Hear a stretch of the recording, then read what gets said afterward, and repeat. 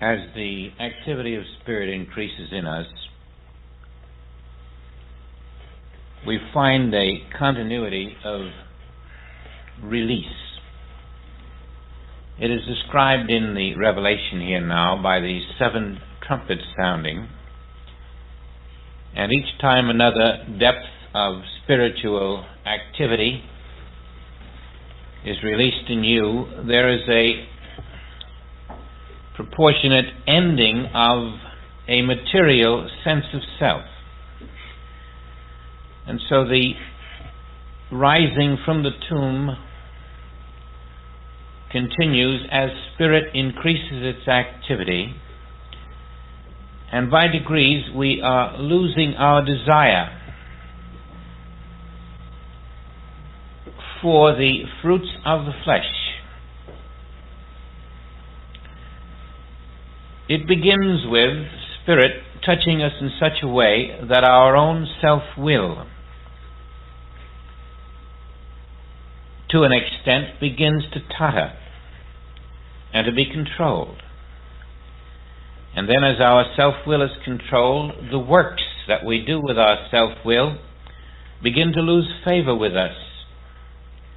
We even turn upon our own works and realize that they're not what we wanted in the first place. Still we continue building our own towers of Babel, believing that fulfillment lies in the flesh, in the material things of the world, in better human conditions. And as we continue in that belief, we find a renewed effort of spirit in us throws confusion into us. We thought we were going to have better conditions, but instead the release of spirit once more entangles us in such a way that we begin to look at our own self-will with a closer scrutiny. What is the cause of my problems? Why do they persist? And ultimately we discover the bitterness that comes with thinking we were doing the right thing only to find that it wasn't as right as we thought. We become suspicious of ourselves. We have not found the way. And there is a moment when we realize there is something going on in us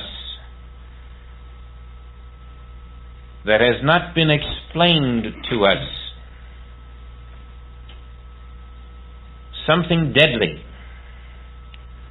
Some poison that must be routed out if we are to be free. And we begin to notice that there is a force at work in us called the mortal mind. It is only when our own works, our own will, our own ambitions, even when fulfilled, lead to ultimate disaster, that we begin to suspect this mortal mind is a little more powerful than just a force trying to persuade us against our will to do evil, or to seek those things that could be construed as evil.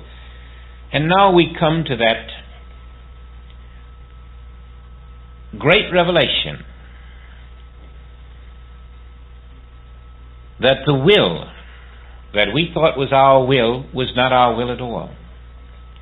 The ambition we thought was our ambition belonged to this mortal mind that had taken possession, usurping the throne of our being and calling itself our mind. We discover the cosmic illusion that has enforced its will, its activity, its works, even its imaged body where we stand. And the triumph of Christ Jesus becomes even greater in our eyes as we see that he had overcome the mortal mind of the world. It is this in himself that he overcame. It is this in us that we are to overcome. We begin to see the works we had done to be self-devouring locusts that eat up the fruits of everything we have done which we considered so pure and so noble. And we look at those who have gone before us, not in the spirit, but in the flesh, and we say, where are the great works they did? What has happened to them? And we see they too lived in the years of the locusts, all of their works devoured by some unseen force. And then the tyranny of mortal mind becomes clear. Mortality is nothing more than mortal mind expressing. Mortal bodies are nothing more than mortal mind images. We see the world as the imitation of our reality. And now the sixth trumpet brings to us the renewed effort of spirit as we are awakened to this mortal mind. And we see the horsemen and the breastplates of fire, and we see the jacinth, and we see the brimstone. All of this is the activity of spirit within us, liberating us. Truth, love, justice, riding as if on a horse.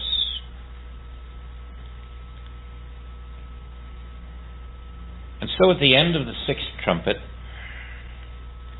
this is the condition we face. And thus I saw the horses in the vision, them that sat on them having breastplates of fire, and of jacinth and brimstone, and the heads of the horses were as the heads of lions. Now the authority of Christ is released in us, the heads of lions. And out of their mouths is issued fire and smoke and brimstone. Our Old Testament theology has this as God's vengeance. Spiritual awareness realizes that the brimstone and the fire and the smoke are the will, the work, and the results of divine activity in our being. The will of God, released in us as our own self-will dwindles as we turn against it, inviting the will of the Father, seeking the one source. And that will releases divine works, which is the smoke. And those works release divine results, which is the brimstone. And by these three was the third part of men killed. The third part of mortal consciousness killed. By the fire and by the smoke and by the brimstone which issued out of their mouths. And so these horsemen, these inner impulses of the Spirit, of love, truth, and justice, of the will of the Father in you, releases the works of the Father in you, and a third part of your material consciousness is killed. Now you've noticed as you've gone through the trumpets that always a third part was killed. And you must know by now that the reason a third part is killed is to tell you that there is a permanent life in you that is never touched. Never is the life of the Father in you touched. All that is destroyed is that which is unlike the Father, that which is not your permanent self. And yet in spite of this, these new higher impulses, we still have those who will cling to the idols. For their power, these inner impulses in their mouth and in their tails, for their tails are like unto serpents, and the heads, and they had heads, and with them they do hurt. Now the sting of spirit in you is like a serpent's head and a serpent's tail to the self-will. And all that is being stung is that self-will in us which is still a remnant of the mortal consciousness which is dying.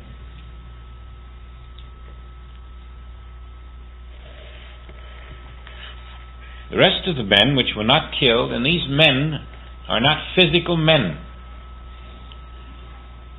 These are the mortal impulses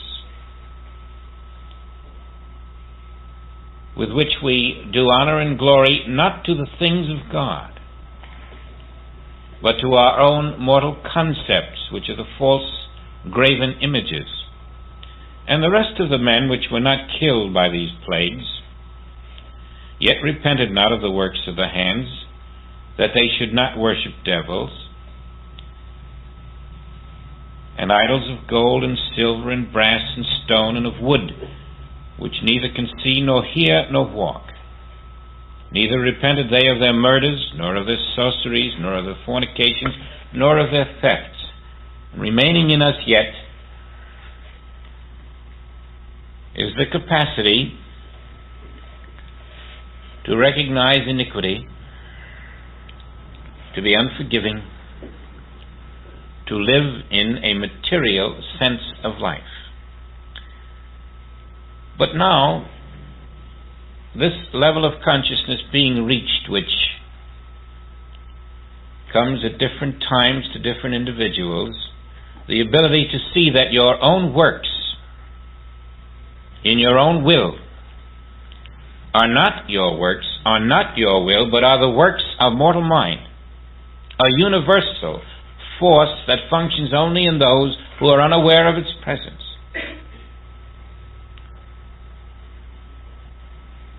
This awareness opens you for the seventh trumpet. And now there's an angel appearing. And this angel appears to John and must appear before he can hear the seventh trumpet sound. Now I saw another mighty angel come down from heaven, clothed with a cloud. And a rainbow was upon his head, and his face was as it were the sun, and his feet as pillars of fire.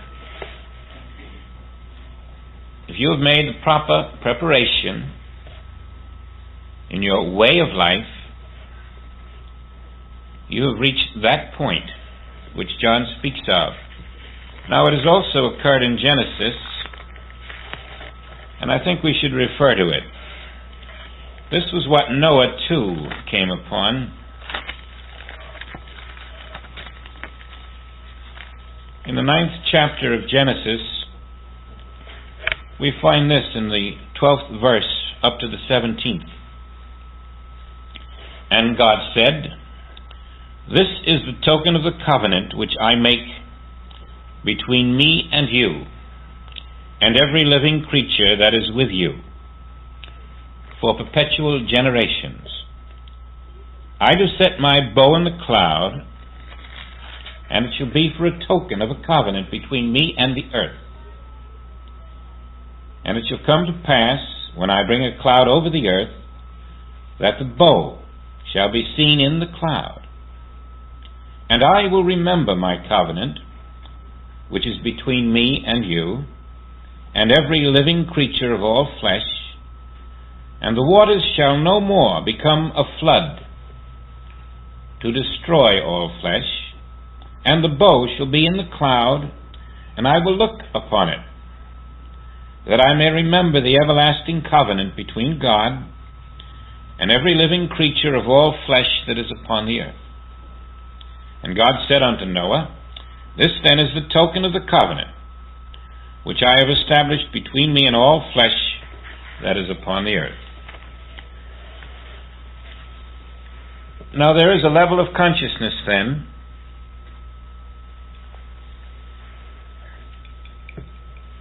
in which you become aware of the consciousness of God in you. A consciousness in which the source and you are one, the separation, the division in consciousness is removed. There is a re-establishment of oneness with the divine. And this is called the covenant. And so this mighty angel now that comes down from heaven, clothed with a cloud, is for John the fulfillment of that divine promise,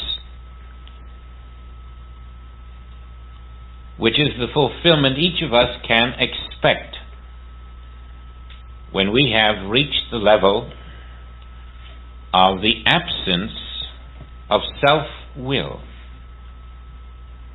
which John had attained. And the angel is clothed with a cloud and a rainbow upon his head. His face as it were the sun, his feet pillars of fire. All of the symbols now that this is the angel of illumination coming to John. An illumination which is going to be the realization of immortality, the realization of a body that is eternal, the realization of infinity expressing where he stands. And the angel had in his hand a little book open. Open. Before, who is worthy to open the book? But now, the book is open. The book of life, of truth, is open to John. He has risen above self-will. He has risen above the activity of mortal mind in himself. He has recognized the seat of Satan. He has been able to face that will of the world mind with an infinite silence. He has been able to meet the will of world thought without resistance or reaction. He has been able to look at the images of world thought and not be persuaded that God had wrought an imperfect universe. And so for him now the book is open. And this angel had set his right foot upon the sea and his left foot upon the earth, meaning that now both the earth and the sea would come under the law of divine government for John. Dominion was taking place. And the angel cried with a loud voice, as when a lion roareth. And when he had cried, 7 thunders uttered their voices.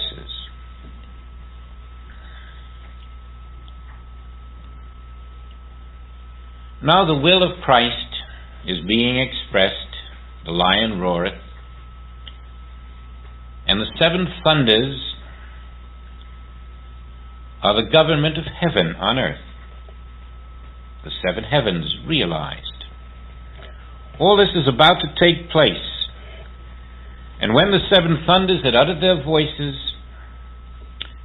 I was about to write, says John, and I heard a voice from heaven saying unto me, seal up those things which the 7 thunders uttered.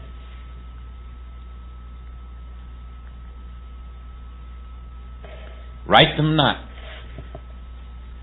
And so at this point John could not say, now here is what the 7 thunders said. There was something in him that was still unfulfilled, as it will be in us, even though the great prize is so close. And the angel which I saw stand upon the sea and upon the earth lifted up his hand to heaven and swore by him that liveth forever and ever, who created heaven and the things that therein are, and the earth, and the things that therein are, and the sea and the things which are therein, that there should be time no longer. The time had come now for John to step out of time. No longer could a remnant of self-will remain in him.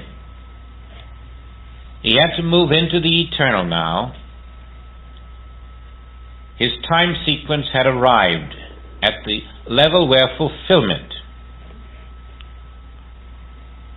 begins. The time for man to live in his own self-will was over for John, as it will be for each of us. We are given a certain amount of time in which to live in self-will, during which time we come into the realization that only the will of the Father in us can be our will. And then, if we have not reached that within the time, we are a branch, purged, cut off. But John had reached it within the time, and now there would be no more time for John. He would be lifted into the eternal, where the works of man are no longer transient, temporary, dictated by his concept of what he should do, but where he performs only works that are eternal, works that never are destroyed. But now a strange thing happens. But in the days of the voice of the seventh angel, when he shall begin to sound, the mystery of God should be finished, as he hath declared in his servants the prophets. The mystery cannot be revealed until the seventh trumpet has sounded in you, the full and total mystery. For there is still a condition that must be removed. And the voice which I heard from heaven spake unto me again and said, Go and take the little book which is open in the hand of the angel which standeth upon the sea and upon the earth. Now John must face a truth that you must face, that I must face, that each individual comes to in time to face. And this truth is what John is being told to face when he is told to go up and take the book out of the hand of the angel. He must look at reality. He can avoid it no longer. And I went unto the angel and said unto him, Give me the book. And he said unto me, Take it and eat it up.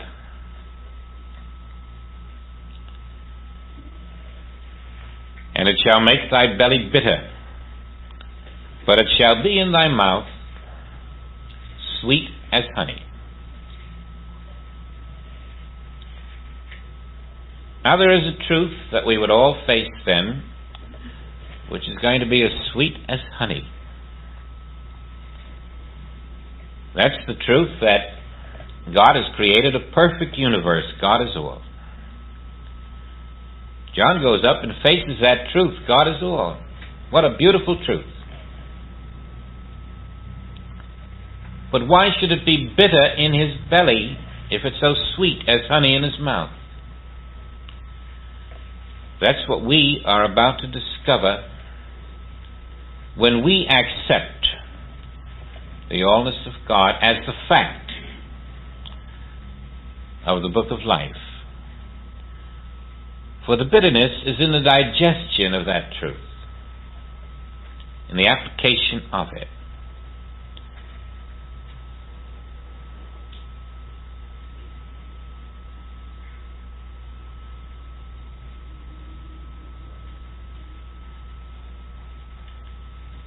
The Spirit says to John, I want you to prove that truth before you go another step. I want you to live that truth, demonstrate it. The seventh trumpet will never sound until God is all is your way of life. The kingdom of heaven on earth will never appear in your consciousness until God is all is your living consciousness.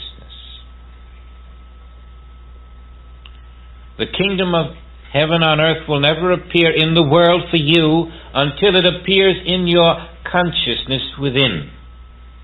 As within, so without. And so, the priceless pearl is there, sweet as honey. But are you ready to prove it? This is where John is stopped.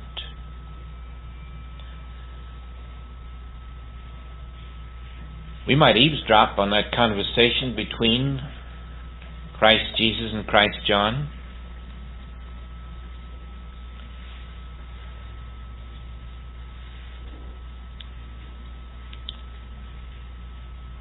It surely was more than a word in a book.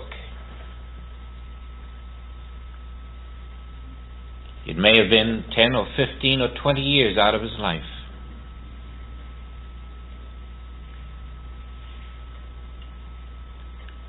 John was learning something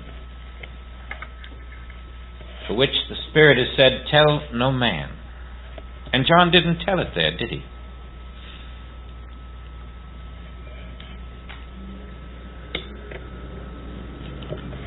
He couldn't tell it there. He had to first live through it. You might hear the voice of Christ Jesus say, John,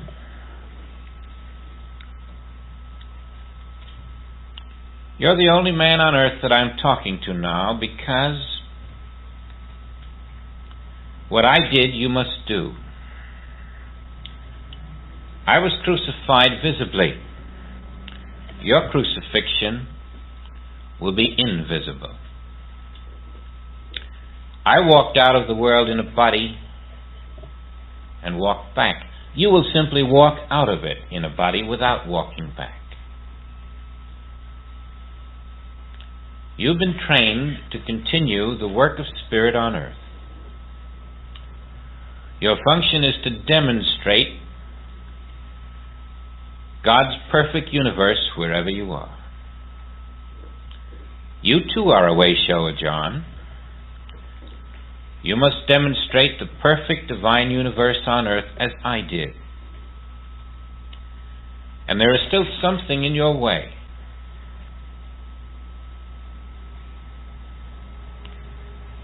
Do you remember at the wedding in Cana, when I said to my mother, woman, what have I to do with thee?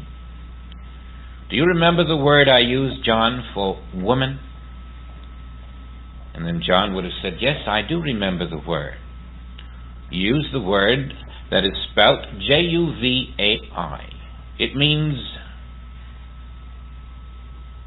something different than just woman. And then the Christ would say to John, what did that word Uvai mean when I said woman? And John would say, well,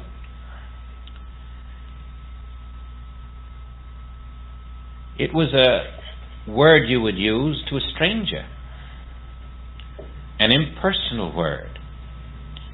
It was a word with deep concern, but it's also the same word that you use for the woman of Samaria at the well. And therefore would say to Christ, what did I mean when I used such an impersonal word to what the world called my mother? And John would think and say, well, I see now what you mean. It meant that material woman has no authority over the Spirit. And what else, John? Well, it also meant that material woman could not give birth to the Spirit. Ah, now we're getting there, John. Woman, what have I to do with thee? What have I, Christ's Spirit, to do with a material woman? So, John, you too must do the same. You too must face the source of your birth very closely and say, woman, what have I to do with thee? I, Christ in you, say to your physical mother, what have I to do with thee? Have you done that yet, John? Have you surrendered the notion that spirit was born out of matter?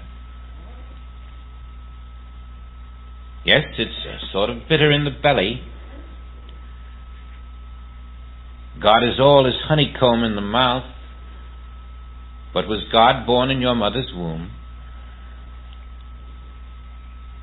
And now John is resting in the Word.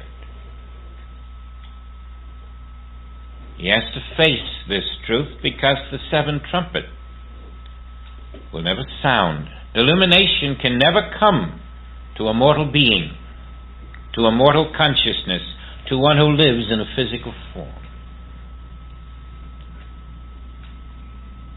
The world without will always be the world within. And if you want the world without to be the kingdom, you must live in the kingdom within. So now John, like Jacob, is wrestling with that which he must face.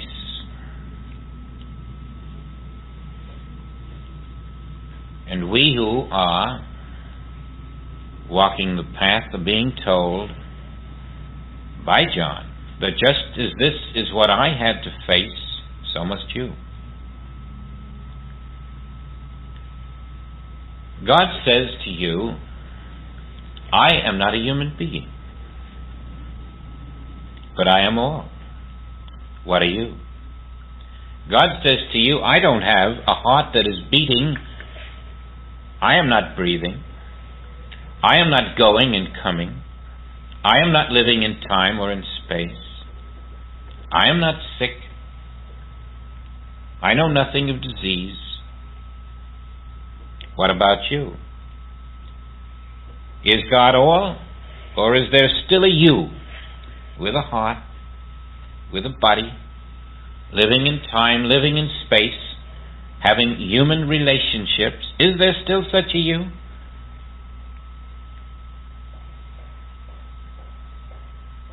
Then to you, God is not all. You'll stay with the honey in the mouth. But is there one there, and another there, who is ready to digest the honey, even though it be bitter? Is there one who can go back into self and move through the painless crucifixion of that which is not God? Is there one who can die to false belief, who is ready to say to the material self, there is no you, for God is all? To the human will, there is no you, for God is all. To human ambition, there is no you, for God is all. To human works, there can be no human works, for God is all.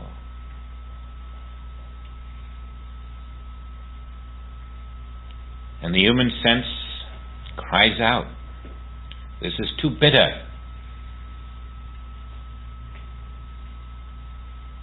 And that is why the preparation must be slow. Why every foundation stone must be established, so that when you reach the point of demonstrating the allness of God, of proving it by living in a total release of self, you are prepared, ready, willing, eager, able to step aside. And then you find It is not bitter at all.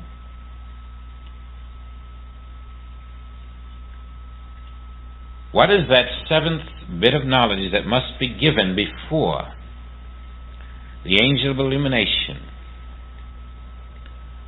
the action of God's will in you, is really released? What does the death of self really mean?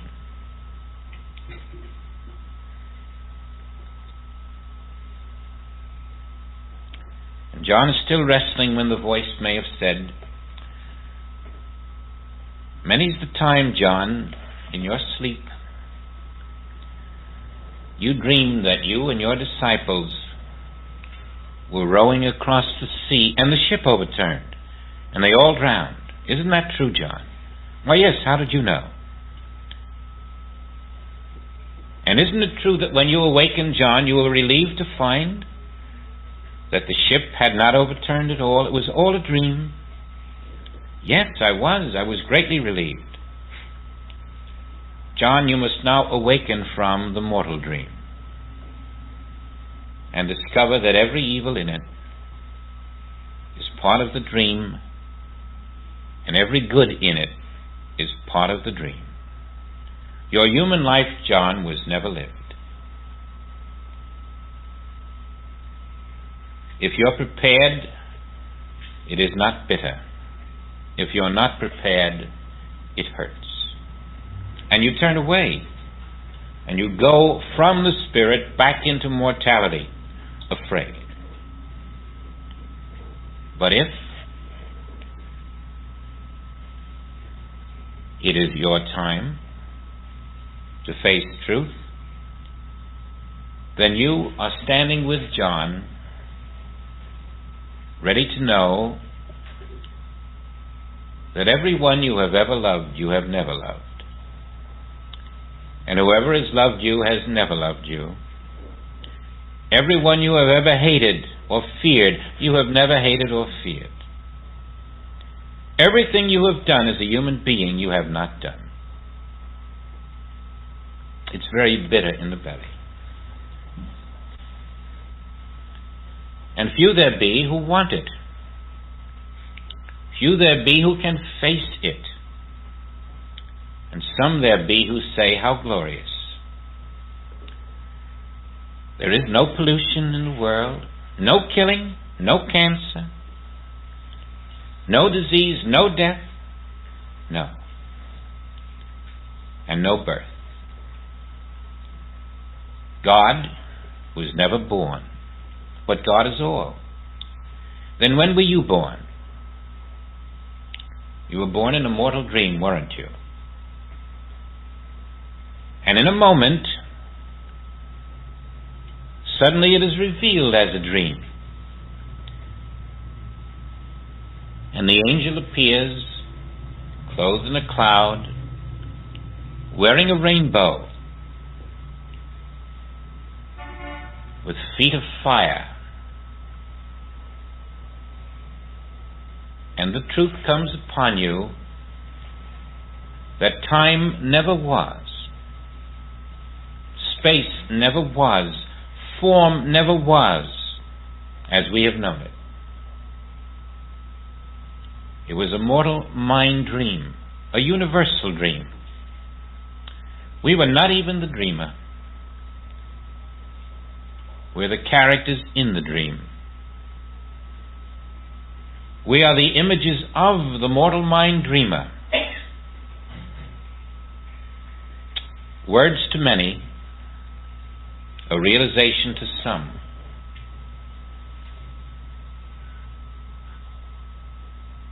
It takes a long digesting before it becomes honey again in your mouth. This is the Adam dream then. And the rebirth is the awakening from the sleep of that dream. The awakening to the realization that the me who walks the earth in a form is a misperception of the mortal mind. Whatever it does whatever it says, whatever it thinks, all the great good it has seemingly done, is neither good nor bad. Just part of the dream. And only when the dream is understood as a dream do you begin to sense the new substance behind the dream.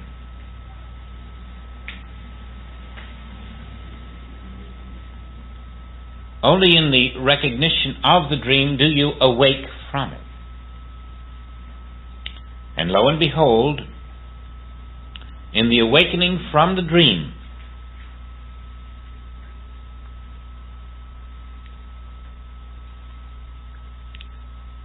you're ready for the seventh trumpet. Because now you are ready to prove God is all. There is no mortal, neither where you stand nor where your neighbor stands, for you.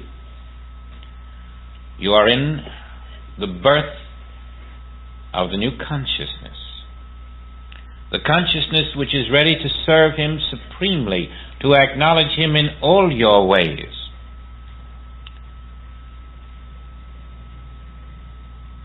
To be an expression of His will, doing His works.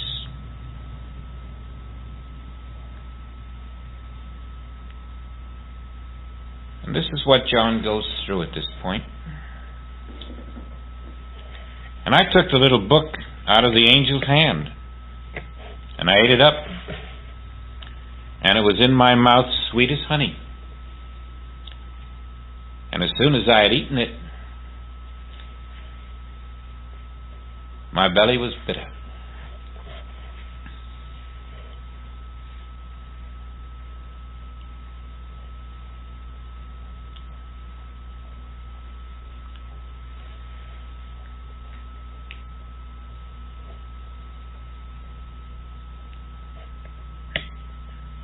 Our new identity, when God is all, is accepted, is the undivided self, which does not say, I am material being, and also the child of God. Henceforth, at this level of acceptance, you walk forward as the living Spirit of God.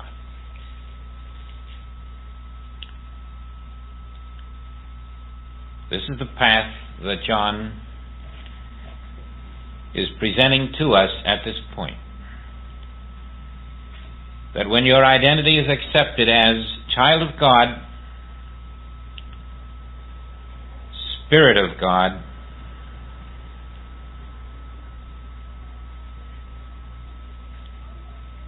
it cannot be lip service alone. Now, there are many of us who are not prepared to do this. And it would be foolhardy to try to do it if you're not prepared to do it. Those of us who have come into this work late, who are not ready, we're not supposed to jump into the ocean and start swimming because the book says so. You have to go back and make your preparation. You have to take every step necessary. You have to learn to swim if you're going to jump into the spiritual ocean. And so we're not saying that whoever hears these words has to suddenly walk out as a spirit and decide that they are not mortal material flesh. It might take some people another 10 or 20 years to do that, and others 10 or 20 centuries. But always there have been those few who are ready to do it,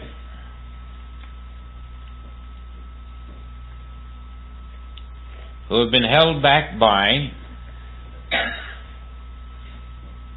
an unawareness of the truth,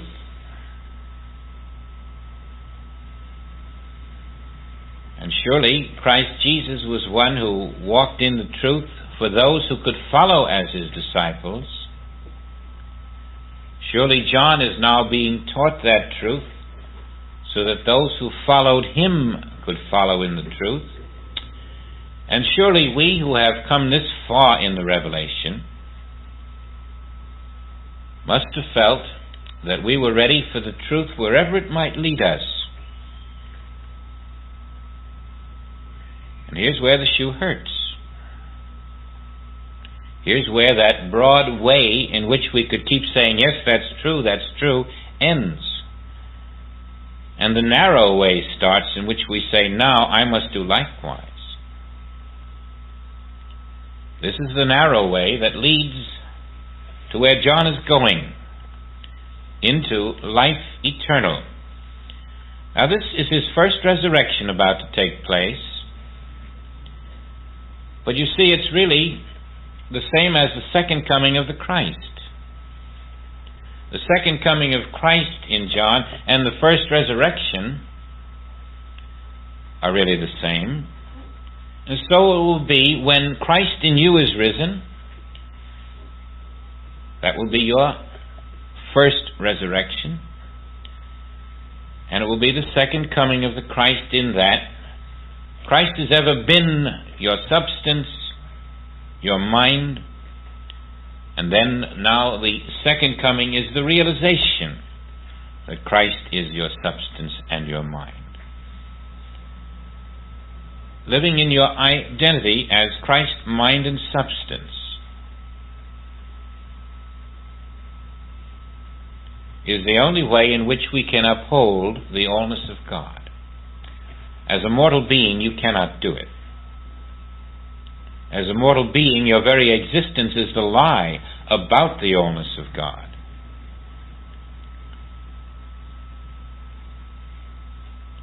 Now then, are we willing to take the book that is open before us? Are we ready? John was ready. He took the book, even though it was bitter in his belly.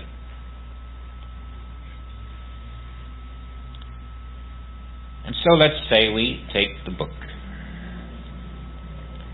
How are we going to move and have our being in him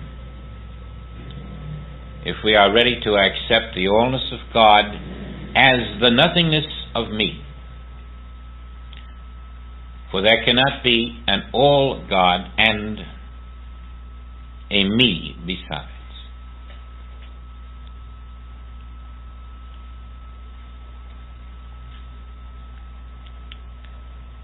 Let's take that step in his allness and begin with I, Christ.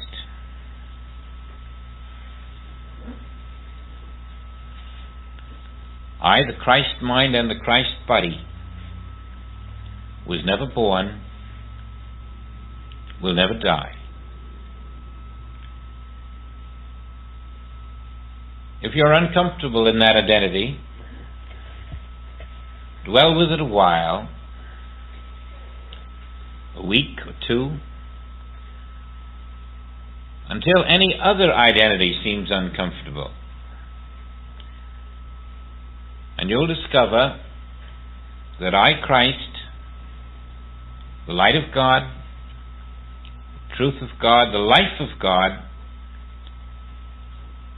becomes the new garment that you're willing to wear.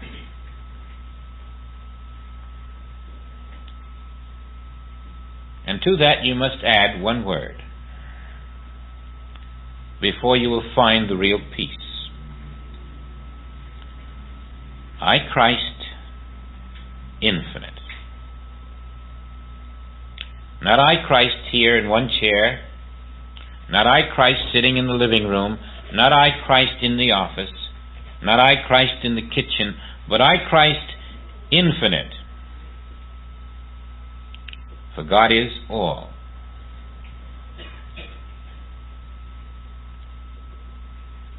Now that's the theme you must develop within yourself. I, Christ, infinite.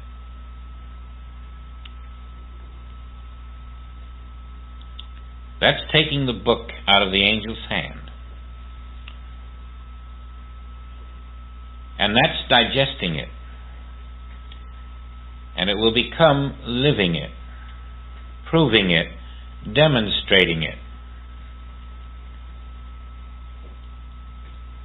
Christ in you and Christ in your neighbor are one and the same. Christ in you and Christ in every individual on the earth are one. There is no division between Christ infinite and Christ in you. And therefore you cannot accept a personal Christ. There is only I, Christ, infinite. As long as you were born in the womb, there is no infinite you. That's quite clear. And so it was necessary for Jesus to establish that I, Christ, being the infinite Christ, was never born of woman. Your only father, mother, is God. God is the father and the mother of every individual on the earth. God was the father, mother of your parents and of their parents. And the only thing that we as humans have given to our children is a false consciousness. We have permitted them to enter the false dream. And we have given them a sense of that false dream. And they have carried it on and will give it to their children. Until one of us in our household opens that book and can live out, I, Christ, infinite, am the one with the Father who is the majority. I, Christ, is your name, and you have no beginning in time, no ending in time. You cannot go in space, because there is no space. You cannot move in time because there is no time. I, Christ infinite, am already everywhere.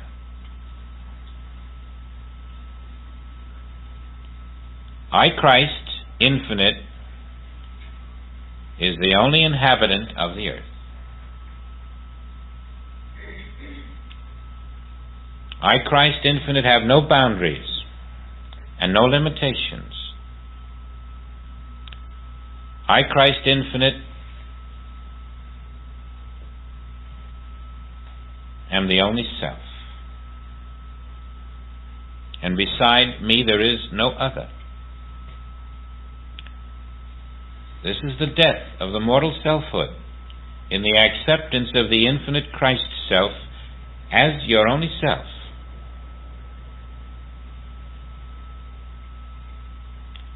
And again, it is not attained by lip service. It is a fact already pre-established before the appearance of this mortal form. It is a fact waiting to be accepted, lived with, believed. For if you believe on Christ infinite as your name, the works that Christ infinite did through Jesus, Christ infinite will do through you. And greater works.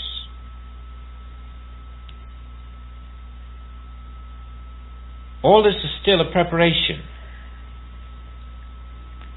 For there will be a time, even after your acceptance of Christ infinite as your name, that Christ infinite will grow in your consciousness, and it will be met by the world mind.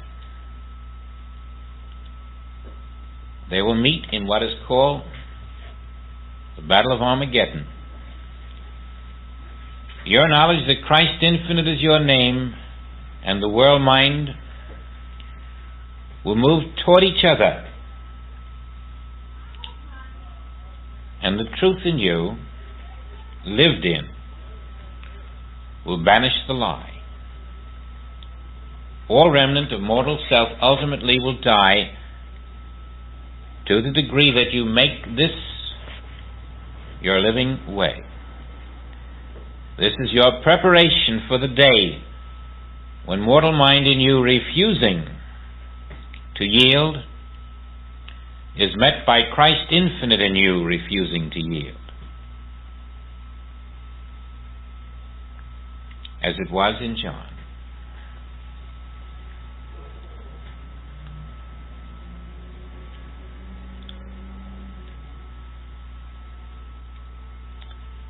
After you have dwelt with this for a short time, a great peace descends, for in your fidelity to I, Christ infinite, as your identity, there is no other identity for you on the face of the earth for any other person. You have accepted it as the only identity on the earth, and it is you. You live in that consciousness of the one self. All that comes into your awareness is translated into that identity. There can be no other identity, for God is all. I, Christ infinite, is the only Son, the only image and likeness of the Father, the only self. There is no other. And therefore all others that appear are only an appearance. They have no identity, for the identity behind them is I, Christ infinite. I, Christ infinite, is never separated from itself. It never becomes a mortal being or a material being. It never becomes an evil or an imperfection. It never becomes a disease or a hurricane. And it is all. Therefore, where are these things? They are in the mortal consciousness that you are learning to leave behind. That which begins bitter in the belly turns out to be honeycomb there too. We are translating the universe into I, Christ, the infinite self. Where do you live? In a building? There is no building there. Only I, Christ, am there. God is all. Where is the Pacific Ocean? Nowhere. Only I, Christ, am there. God is all. Where is the Atlantic? It isn't there. Where is the earth? It isn't here. What is here? I, Christ, the infinite self. You've translated the visible material world into one infinite spirit. That's all it ever was, and that's all it ever is going to be. And in this infinite spirit, which is I, Christ, the images lose their power, for he who dwells in I, Christ infinite. It was necessary to come out of the belief in human birth to come into the understanding of I, Christ infinite. And in this infinite spirit, which is I, Christ, the images lose their power, for he who dwells in I, Christ infinite. It was necessary to come out of the belief in human birth to come into the understanding of I, Christ infinite.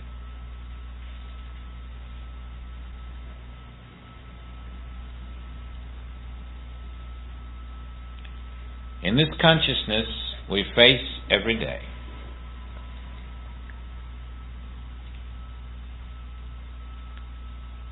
Violations are the recognition of another identity, another power, another substance than the one. Now this is your yardstick. It makes no difference what the world says or does. The yardstick never changes. It is a 36-inch yardstick. And no matter what the world gives you to measure against it, if it isn't 36 inches, the world is wrong, because your yardstick says this is 36 inches. Somebody gives you a 32-inch fabric and says it's 36, measure it against your yardstick. If the yardstick says 36, it's 36. If it only measures 32, it isn't 36. You can count on that yardstick to tell you the truth. And in spirit, you need a similar truth as a yardstick. Your yardstick in spirit is God being all, only Christ's Spirit is. And Christ's Spirit being perfect, only perfection is. Christ's Spirit being harmony, only harmony is. Christ's Spirit being truth, only truth is. Hate, violence, fear, intimidation, terror, all the things that appear measured against the yardstick of the truth of Christ's Spirit being all, are shown to be false. The fact of Christ's Spirit being all will not change. Nothing can change Christ's Spirit from being the only presence. Nothing can change perfection of that Spirit from being the permanent law of the earth. Whatever denies it is denying your yardstick. 36-inch yardstick is always a 36-inch yardstick. Christ is always infinite Christ. Whatever denies it is not only a lie. That illusion has to go. To be the child of your parents is to not be the child of God. It would be just as ridiculous for your human child to be the child of someone else and your child too. It simply isn't possible for you to be the child of two different parents, human and spiritual as well. And by accepting human parentage, we have accepted that God is not our Father. By accepting material parentage, we have accepted that we are not spiritual beings. That was part of the dream. That was the Adam and Eve era. That's the era that every parent passes on to its child with all its love. You are now a human being. And in that is the separation from the divine life, which is all that is there. Now, because you accept yourself to be or not to be the child of God, you must see this too. When you cannot accept yourself to be the child of God, it is not you who cannot accept it. Again, it is that mortal mind which refuses to permit the acceptance. But rather, mortal mind in you says, no, I cannot accept it. And you think you cannot accept it. You think you're having a difficult time accepting yourself as spirit. But material world consciousness will not permit it. It isn't you at all who rejects it. There is no such you to reject it, because spirit is all there is. That is why in this last chapter we were told that there were those who still could not repent, but worshipped all the brass, the iron, the gold, the minerals, still having their belief in the physical world.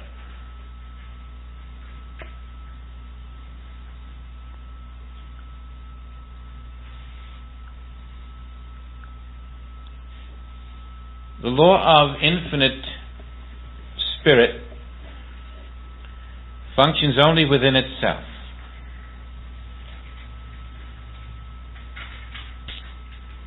And when you have accepted an infinite spiritual universe and know yourself to be that spirit which is undivided from itself, you may say, well, and I'm a piece. I'm a part of that wholeness.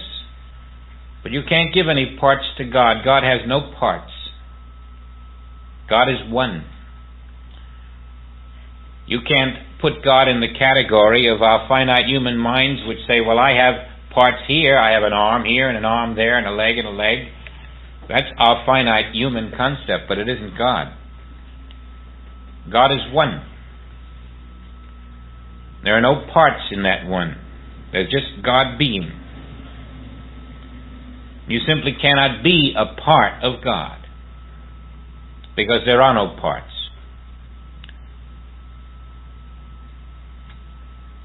You cannot be a finite anything in God. You cannot be a limited anything in God. You have to stand foursquare on the fact that God being one and God being all, there is no other one. And there you see the mortal dream which thinks there are other ones, including me.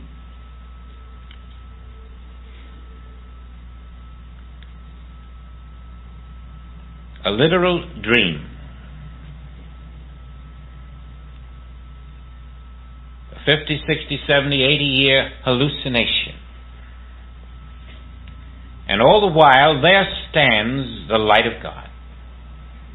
Ye are the light. Not the dream, not the form that perishes, not the form that experiences the iniquities that I, infinite Christ, am too pure to behold.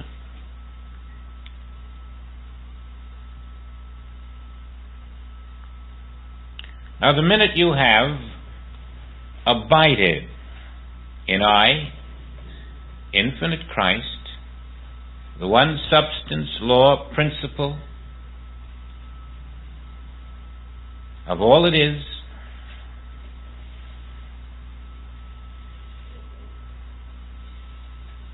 then you are following the words that are spoken.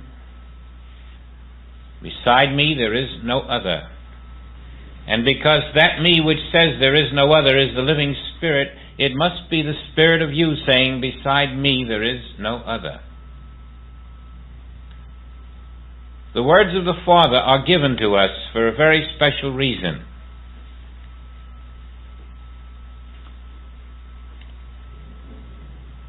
They are always true.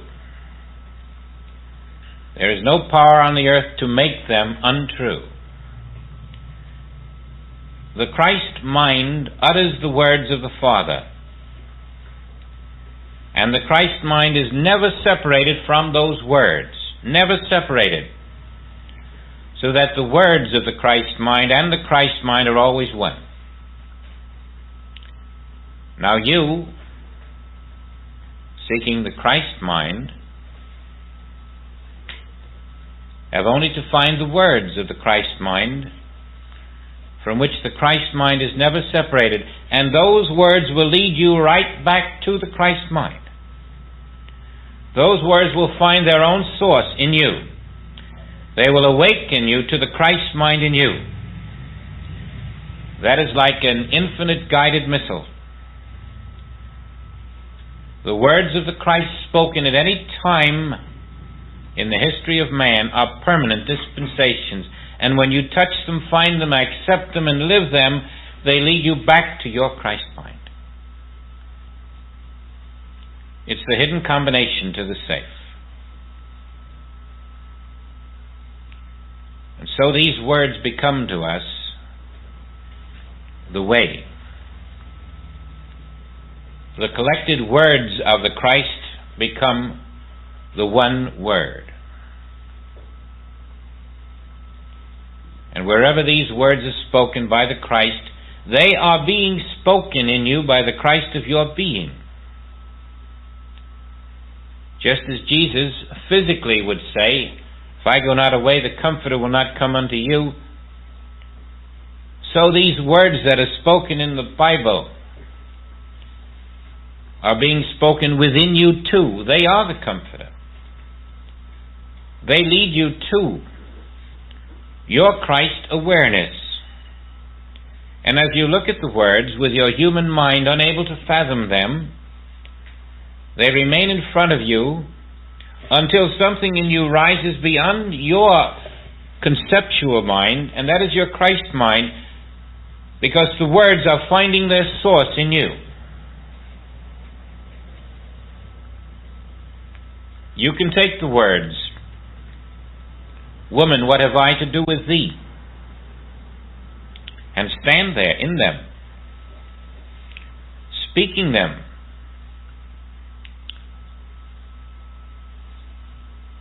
To your human parents and the concept of them that you entertain, until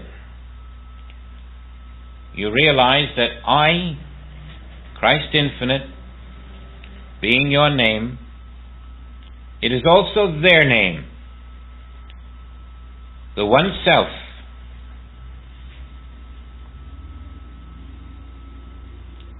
And you have the reality of them and of you as the one I, Christ Infinite.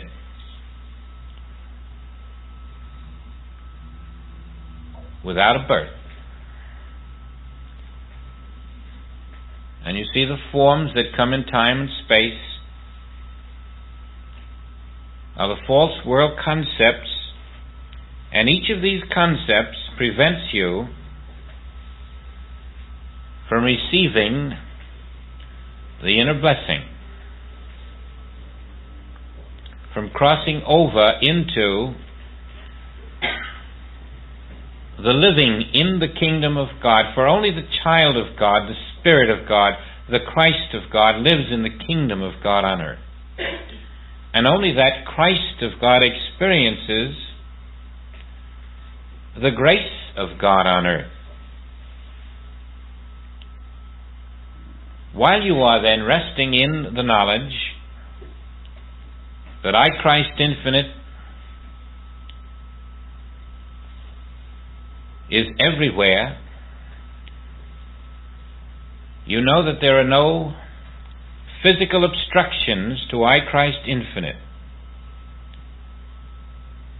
There is no place where your being is not. Wherever you go, your being is there. All that is going is the form. And that form is the concept. Now you have your being everywhere, for it ever was. And as you rest in that knowledge that my being is everywhere, for I am Christ Infinite,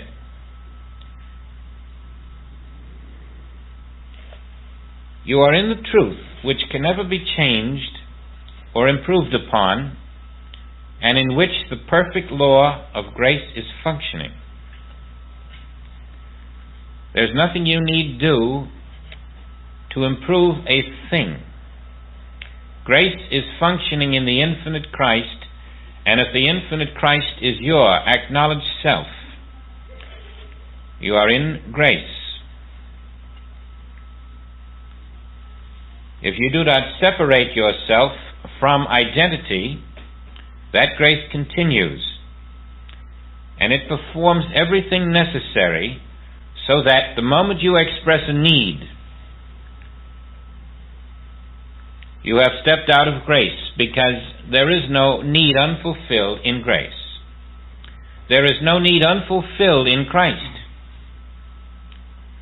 And if you are aware of a single need, you are denying I, Christ Infinite. A problem, then, is the denial of I, Christ Infinite. That's part of the bitterness that must be eliminated. Anything that denies I, Christ Infinite, is a denial of the fact. And the fact being a permanent fact, that which denies it cannot be real. Now you can take anything in your life that denies I, Christ Infinite, and that is how you step out of reality. The minute you accept that which denies it, I, Christ infinite, means that you are now in the government of God, in the seven thunders, in the seven heavens, in the perfect kingdom on earth. And we must remember that it is the Father's will that we inherit the earth. You cannot inherit the earth as a mortal being, only as I, Christ, and not an I, Christ in a form, not an I, Christ in a place or a time, but I, Christ the only. Now then, who is your neighbor? I, Christ infinite. Your neighbor is yourself. So is every tree and flower and river and mountain and stream. Where they appear as material, there is no material. There is only the infinite I, Christ self.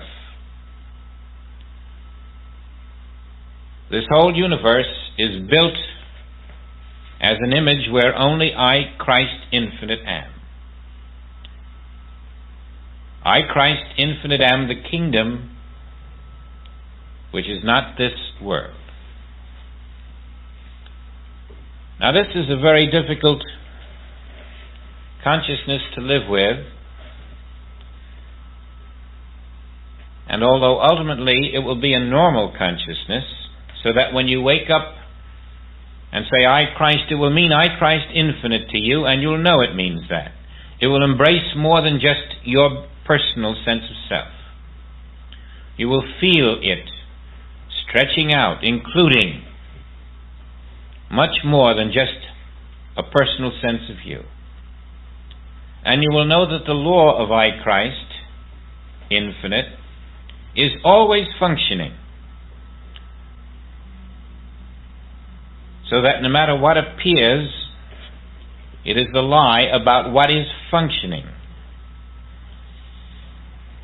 And it is met with a consciousness of I, Christ infinite, which says to that which appears, without a word, thou couldst have no power over me.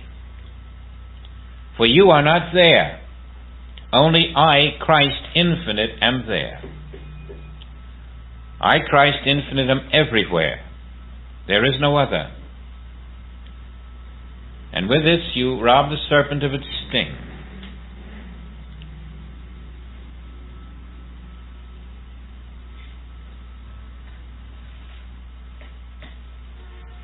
Now let us practice that. Let us dwell in the fact that I, child of God, am pure spirit.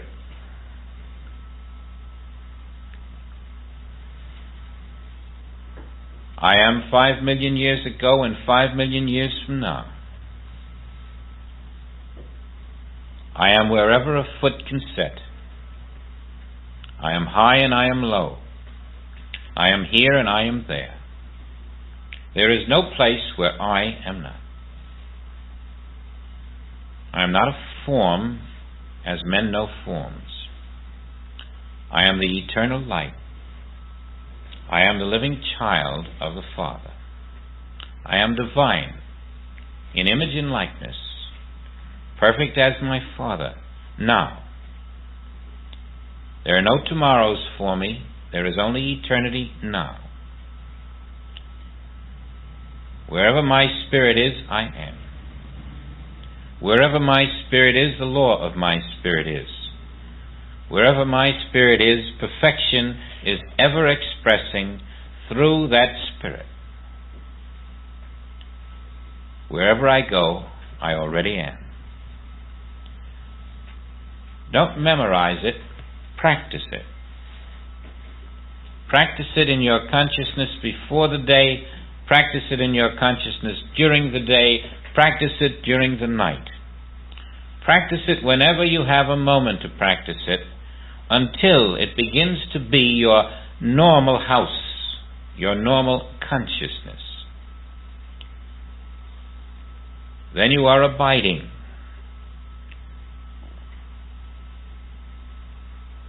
Then you will discover that imperfections in the world do not come nigh your dwelling as frequently or as deeply. Something in you goes before you. Something prepares a table in the wilderness. Something removes the cobwebs of old belief. World mind finds little home in your consciousness. While you are doing this in the continuation of silence, world mind has no place to go in you. And so you are benefiting two ways. You are knowing the truth and also closing the door to the lie.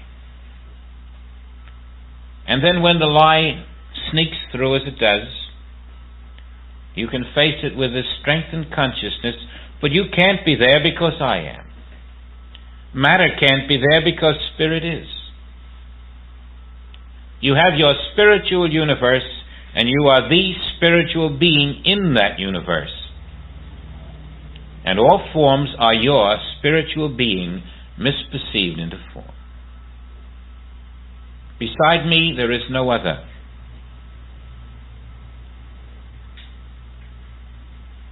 That is the way you uphold the allness of God. And that is the way you earn your sonship.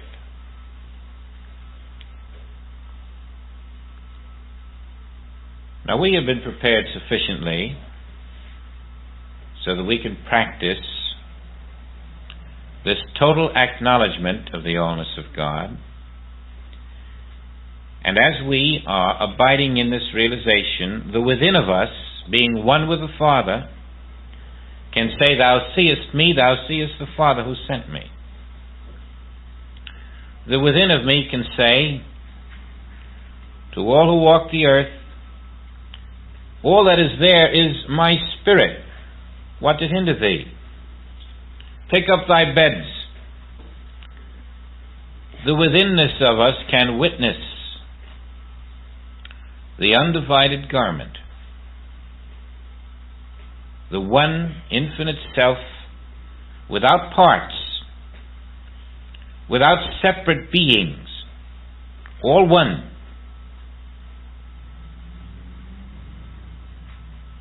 And in that oneness, I am.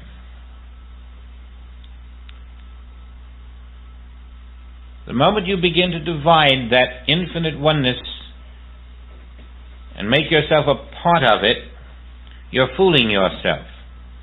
You're not a part of anything. The you that could be a part doesn't exist.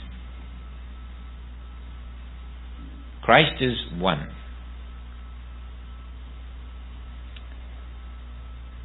And from this develops that great love which knows that I, being everywhere, behind every form, I am. Behind every condition, I am. Behind everything that walks the earth, I am. Behind the bird, I am. Behind the grass. Behind the stream. Behind everything that is animal, vegetable, or material, only I am. And all these appearances are but crystallized mental images of a world mind, and through them will function my being as I take them into my consciousness, that before the world was, I am.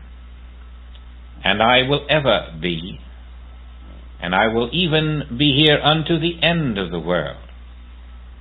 For I am that Christ, which is the divine image and likeness of the Father, and all His qualities are in me. Now, I can tell you this, that anyone who is willing to strive to live in that consciousness, who achieves it only 20 minutes a day, will discover its power, and that will be enough to make you want to achieve it more. The power of it is the power that ultimately is going to change this world into the kingdom of heaven on earth. And whatever you're doing in this consciousness is the love that you're expressing for those around you. This is where you give the real love, the divine love. This is where you give the real divine substance, because you release it from yourself. And as you give it out, you receive it. The eye of you here gives out what the eye of you there receives. You cannot receive it unless you give it.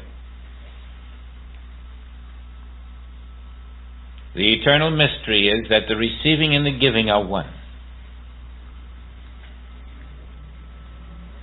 Now, we're not in the normal human consciousness or the normal human way. We're in the mystical path, where everything you do is beyond normal human understanding. It's beyond words. It's beyond human thoughts, and it must be kept there in order to be truth.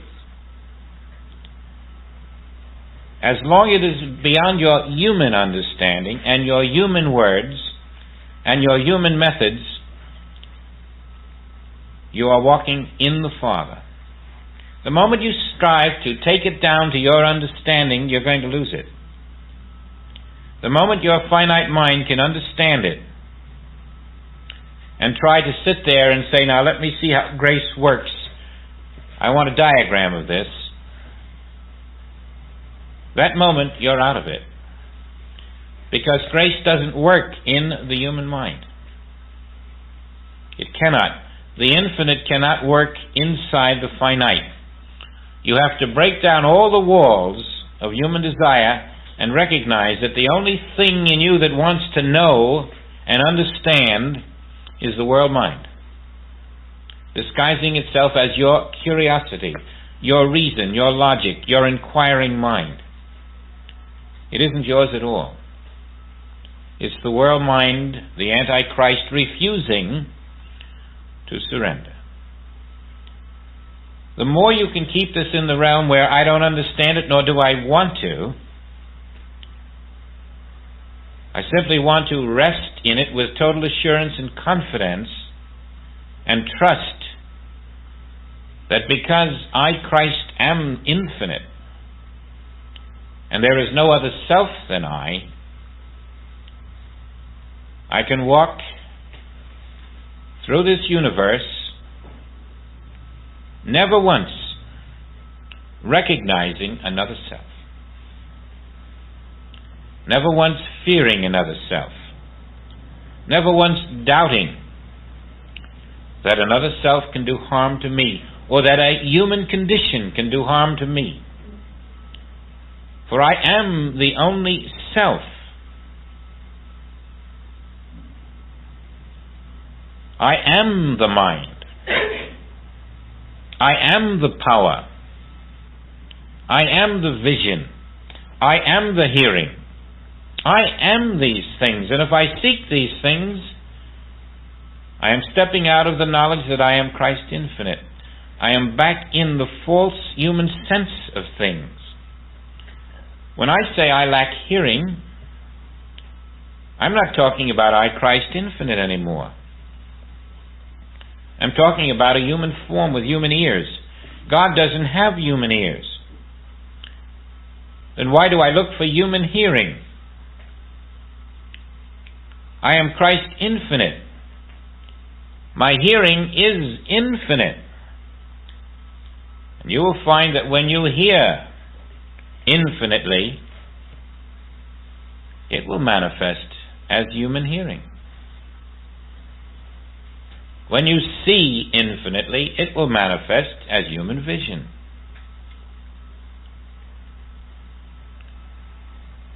When you live in the infinite mind, it will manifest as higher human intelligence. And always it will be an ordainment from the Spirit fulfilling itself where you stand. Now we then, who are children of this Spirit, learn to walk in trust, not with inquiring little human minds.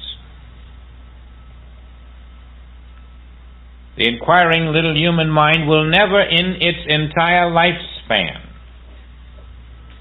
prove the allness of God. It has no desire to. It has one desire, to prove how superior it is and how intelligent.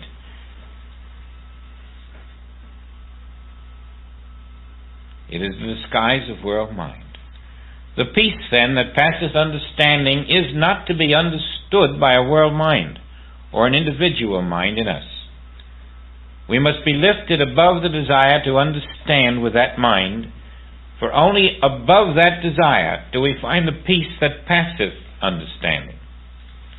Because it is an infinite peace. It doesn't come from an individual who suddenly knows some truth he's wanted to know. It is the peace of the infinite descending upon the realized Christ.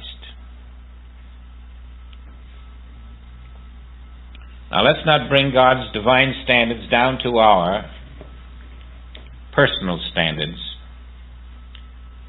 Let's not be hypnotized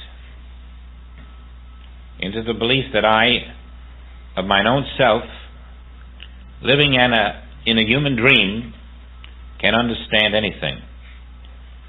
The only thing you can understand in the dream is that which is unreality. And when you dwell with this dream idea for a while, it may not fully register with you. It's very difficult to accept that this world and all it contains is part of a world dream. Later it will be the only thing that makes sense. And you realize that there can be no killing in the presence of God. What is it then? There can be no cancer in the presence of God. What is it then? There can be no child death in the presence of God. What are these evils if they cannot exist in the presence of God? They are either the truth and God is not present, or God is present and the evils are not. And if the evils are not present because God is, what are they? They're part of a dream. Can you just dream evil and not dream good too? How do you do that? The dream contains the good and the evil. The world dream. You'll puncture that dream. It will seem like an accident, but suddenly it will be clear. In the twinkling of an eye, you will see why the harvest has been ever present, why you do and can and will inherit the earth, because the puncturing of the dream suddenly occurs. It's very clear. Mortality is a myth. And all that makes the sense of mortality is part of the myth. All that is present is I. Here, there, and everywhere, I. Spirit. Translate your whole universe back into its one substance, Spirit. And know that it is I, and that substance is the I that you are.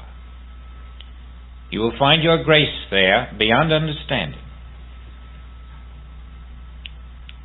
For there is no human understanding in Spirit to understand.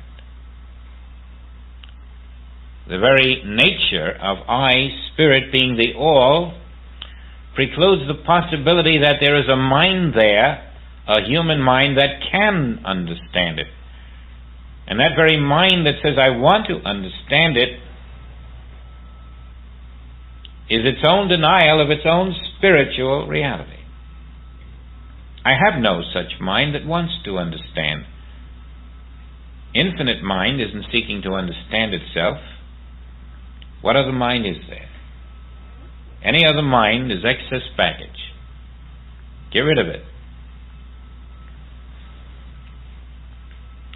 Now, as you practice this, nothing is going to happen that is very startling. You'll be in a void. But I can assure you, if you're doing it correctly for some time, the very air around you will seem to change when you least expect it, even within an hour. And you'll feel a new kind of freedom. You will find that the void which has caused this new kind of freedom is world thought has been removed. World thought about which you're never conscious because it's invisible will have been removed for that moment. And when world thought isn't there, your freedom begins. All of the thought waves of the universe are nullified, virtually destroyed where you're concerned, in the realization that I am infinite Christ. And this absence of world thought entering your infinite Christ consciousness brings a peace, a lightness, an absence of density, a lucidity, a new kind of freedom, so sweet that you know you have found a new dimension. And then, like John, you can say, I reached out for the book which declares God is all, and it was sweet. And though it was bitter in the belly, I digested it faithfully, lived with it. And then to you, the angel will say exactly what is said to John, which terminates that chapter.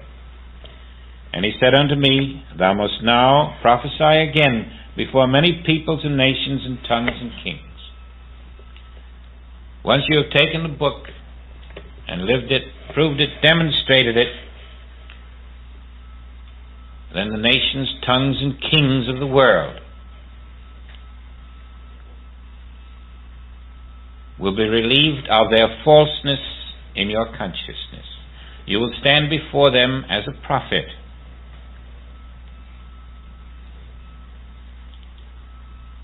You have proven that God is all. And only when you have proven it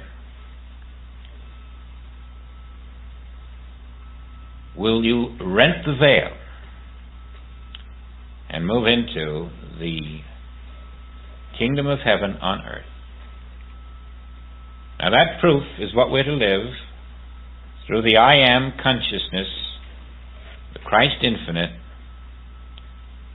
And when you run into snags on it, just sit back and remember, because it's the truth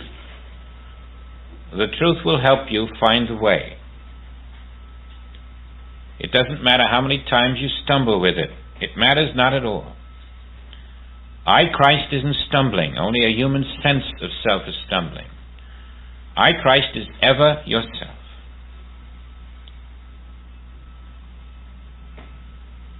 We're moving into that consciousness now, individually and collectively. And as we practice it,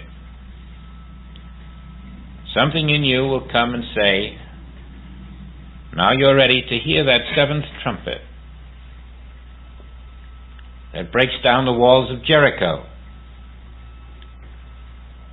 which opens the veil, which releases you from the limiting mortal concepts, which ushers in the new age, the new man, the new consciousness, the new heaven on earth.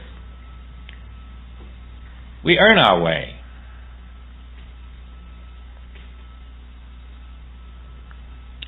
And always what you're doing is you are following in the footsteps of Christ Jesus, who stood before the world mind doing the same.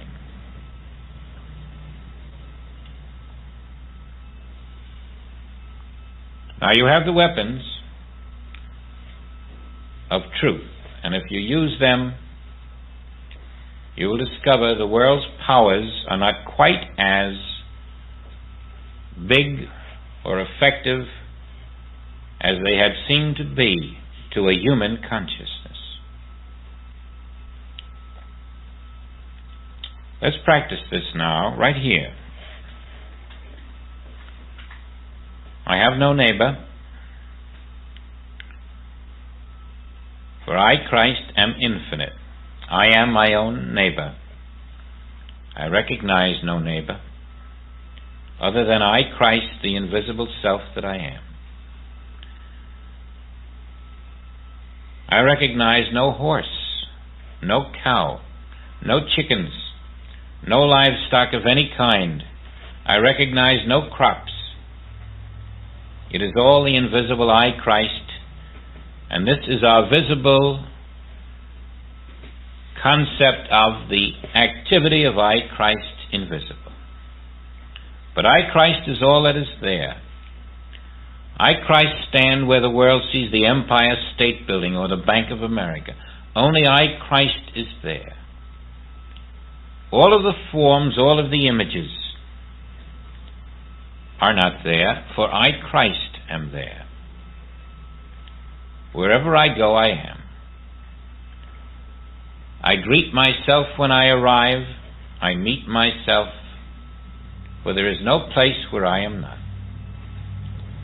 All of China, I am the Christ infinite there. There is no China. There is only my living spirit. There is no place where my living spirit is not, and I am all of it. I am that one, the infinite divine image and likeness. You must rest in this consciousness continuously. You practice it for 10, 20 minutes at a time. And when you're not practicing it, you'll find life isn't quite as comfortable as you'd like it to be. When you're practicing it, you'll discover new paths of glory you never anticipated. You'll discover the effortlessness of living, the non-struggle for survival, the assurance that there is only my infinite life, the peace that really comes.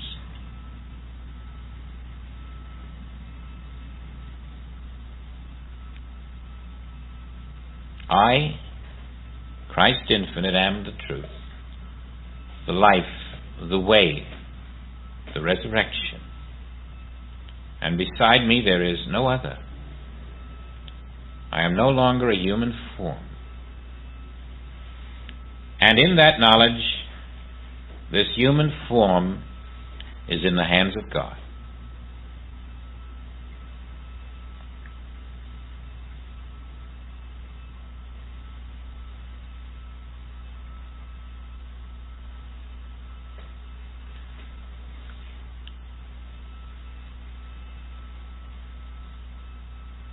Be willing now to move into a place where there are no thoughts at all, and no words to express thoughts. There's only this vast silence of being. You'll discover that that vast silence of being, devoid of words and thoughts, though it may be uncomfortable at first, is where the substance of life is reestablishing for you the purpose of God in the midst of you. This is where the Word is being made flesh, above the words and above the thoughts. The action of the Holy Ghost is taking place there, unhampered by human thinking, unhampered by the world mind. Only grace is flowing there. When you're above words and thoughts, you're dead to mortal self and alive to Christ. Be willing to go above words and thoughts, where you are dead to mortal self. That death is the entrance to life.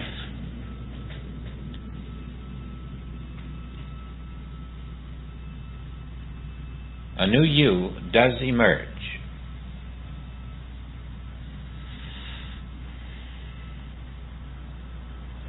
You're not saying anything, knowing anything, doing anything, remembering anything. You're just in the vast silence of the mortal self.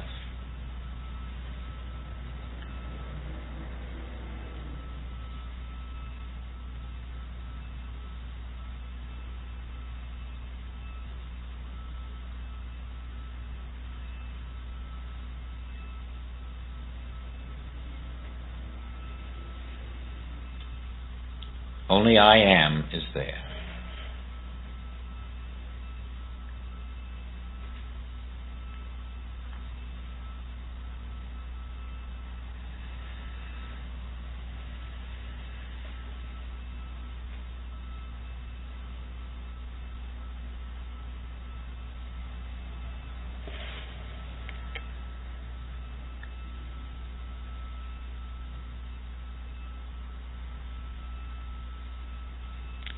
That's how you begin to receive these words that John now received. And there was given me a reed like unto a rod, and the angel stood, saying, Rise, and measure the temple of God, and the altar, and them that worship therein. The leaving of this mortal consciousness, rising above words and thoughts into the new, is the measuring of the temple of the new consciousness, which brings you into living guidance, living revelation,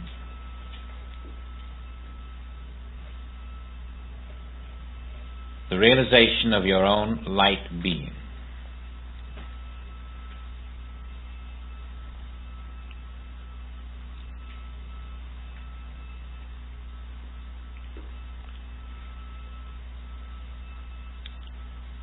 I think we have our message today.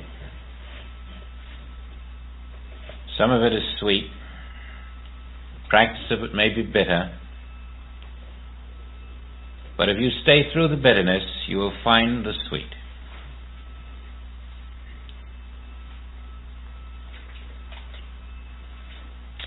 For we are all the temple of the living God.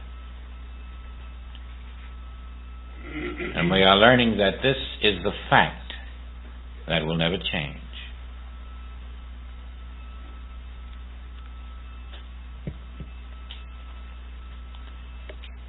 I'll be very happy to answer any questions in the mail or on the phone about any phase of this work at any time. So don't walk in doubts if you have a question. Thanks very much.